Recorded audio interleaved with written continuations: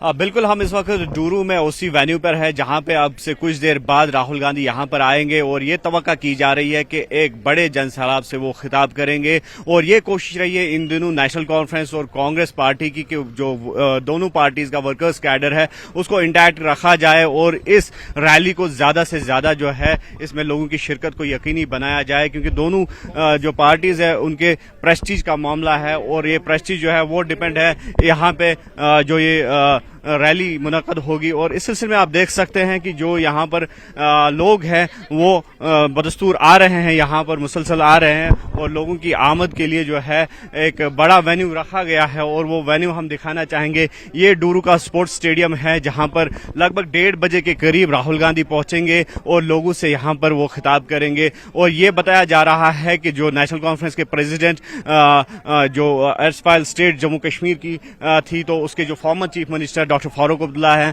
वो भी यहाँ पर उनका साथ देंगे और दोनों लीडरान जो है रैली से खिताब करेंगे। और इसके अलावा जो यहाँ पर कोalition के जो हुई है नेशनल कॉन्फ्रेंस और कांग्रेस की, उनके जो मुश्तरका कैंडिडेट है जीए मीर जो कि एआईसीसी के जनरल सेक्रेटरी हैं, वो भी रैली में मौजूद रहेंगे और उसी के हक में ये तशहीर है। और ये बताया जा रहा है कि बाज़ाब्ता तौर पर जो चुनावी मुहिम है उसका आगाज यहाँ से राहुल गांधी करेंगे आज डूरू से। और इसके लिए सिक्योरिटी के कड़े इंतजाम किए गए हैं और हम आपको दिखा सकते हैं कि 3 टायर सिक्योरिटी ग्रिड जो है वो स्टेडियम के आसपास कायम किया गया है और जम्मू कश्मीर पुलिस जो है वो पेश है इसमें। और इसके अलावा जो पैरामिलिट्री फोर्सेस है उन्होंने मोर्चा संभाला यहाँ पर। और ये कोशिश की जा रही है कि जो यहाँ पर एक बहुत बड़ी रैली होने वाली है वो पुरअमन तौर पर इख्तिताम पजीर हो जाए। और इसके लिए आप देख सकते हैं कि सिक्योरिटी के जो है कड़े इंतजाम किए गए हैं और जम्मू कश्मीर पुलिस के साथ साथ जो सुरक्षा बल हैं वो भी यहाँ पर तैनात हैं, आईटीबीपी या फिर बीएसएफ की अगर हम बात करेंगे। और अब से कुछ देर बाद ही जो है राहुल गांधी यहाँ पर पहुंचेंगे। जो ऑफिशियल टाइमिंग है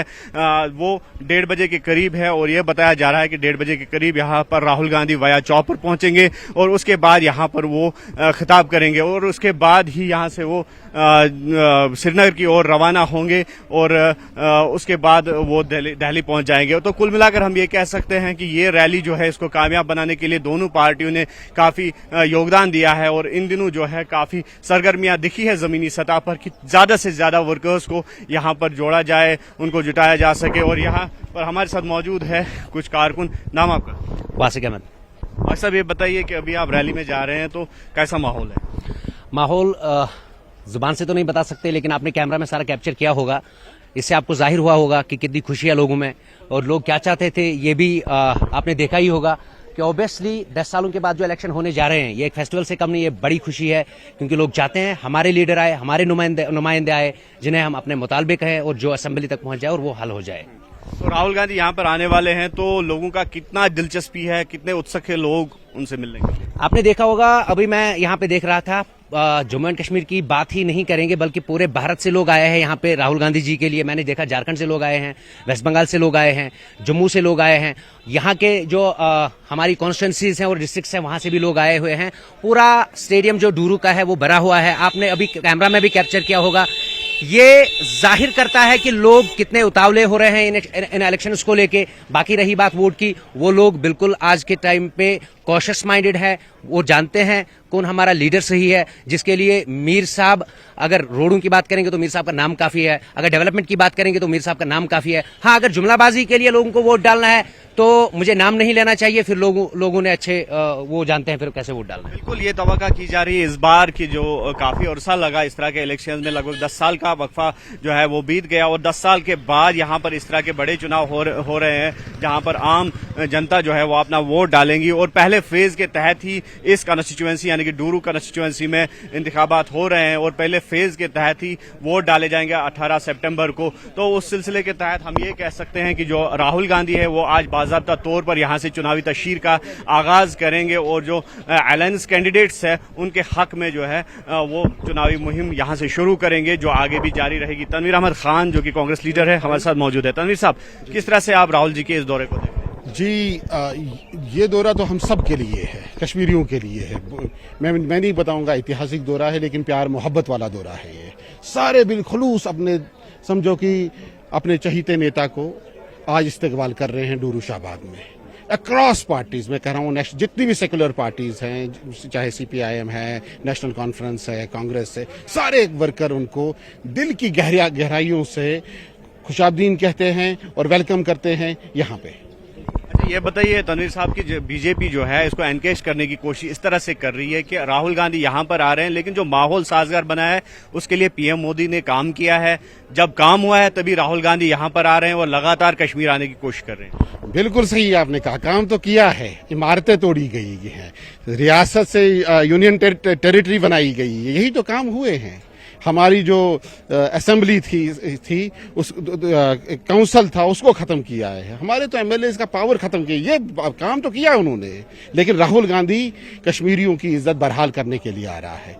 जब भी राहुल गांधी मिसाल आते हैं तो हमेशा कश्मीरियों के लिए हमेशा उन्होंने एक मेरा मानना है कि बड़ा तोहफा दिया है, और इस इलेक्शन में वो एक आवाज दे रहे हैं जो प्यार मोहब्बत की आवाज है, सेक्युलर आवाज है, प्रोग्रेसिव आवाज है और इस मुल्क को जोड़ने की आवाज है। तो क्या समझते हैं आप, कितना बड़ा ये दौरा हो सकता है और क्या समझते हैं आप, इससे क्या फायदा मिल सकता है कांग्रेस को? कांग्रेस को फायदा तो होना ही है, लेकिन यहाँ के लोगों को फायदा होगा। यहाँ के लोग जो इस वक्त कसमपोशी की हालत में रह रहे हैं, कोई सिक्योरिटी नहीं, रात को सो गए पता नहीं सुबह उठेंगे भी उस बिस्तर से या नहीं, कम से कम लोगों को ये हो जाएगा कि अब हम सेफ हैं, अब किसी किस्म का किसी एजेंसी, किसी पुलिस वाले से, किसी सिक्योरिटी एजेंसी से खतरा नहीं है। और ये जो कांग्रेस नेशनल अकॉर्ड हो गया, अलायंस हो गया, इसमें हम सब कश्मीरियों का फ़ायदा है, हमारी इज्जत का फ़ायदा, हमारी सेफ्टी का फ़ायदा है। लिहाजा हमें चाहिए इस वक्त जो अकॉर्ड अलायंस हुआ है, इस अकॉर्ड में हर एक कश्मीरी का, जम्मू वाले का फर्ज बनता है कि वो इस अकॉर्ड को और मजबूत बनाए, ताकि जो ये फस्ताई ताकत यहाँ है उनको एक शिकस्त मिले। तो इन नाव हो सब कत पे छु आमित कत पे छु तो आमित इसमें त्राल नारिस्तान पे त्राल पे छु तो आमित क्या छु आमित आमित राहुल जी मुलाकात करने कूता खुश छु तो कूता जोश वारिया खुश वारिया जोश वारिया खुश इंशाल्लाह क्या उम्मीद है हम दौर इंशाल्लाह रुच उम्मीद छ इंशाल्लाह रुच उम्मीद छ मिल राहत प्रथ रंग कत पे छु आमित सोत्री त्राल सोत्री पे। तो नाज़रीन आप देख सकते हैं कि जनूबी कश्मीर के जो मुख्तलिफ इलाके हैं, न सिर्फ वहाँ से बल्कि जहाँ जहाँ पर जो दोनों पार्टीज का कैडर मौजूद है वहाँ से कोशिश की गई है कि वर्कर्स को यहाँ पर लाया जाए, ताकि एक बहुत बड़ी यहाँ पर रैली जो है वो यहाँ पर ऑर्गेनाइज की जा सके। और ये जो रैली है, जिस तरह से हमने कहा कि जम्मू कश्मीर असेंबली इंतखाबात में काफ़ी जोश दिख रहा है, लोगों में काफ़ी उत्सुक है लोग कि कब जो है वो पोलिंग बूथ की तरफ जाए और वहां पर अपना वोट जो है वो कास्ट करे। तो इस सिलसिले में ये कोशिश की गई है दोनों पार्टीज की तरफ से कि जो आज चुनावी मुहिम का आगाज यहां पर राहुल गांधी करेंगे और जिस तरह से डॉक्टर फारूक अब्दुल्ला या फिर दीगर लीडरान जो है वो यहां पर मौजूद रहेंगे, तो ऐसे में ये कोशिश की जाएगी कि एक तासुर पैदा किया जाए कि ज्यादा से ज्यादा जो वोट है वो अलायंस कैंडिडेट्स के हक में चले जाए। न्यूज़ 18 के लिए डूरू से फिरोजवानी के साथ मैं मुदस्सिर कादरी।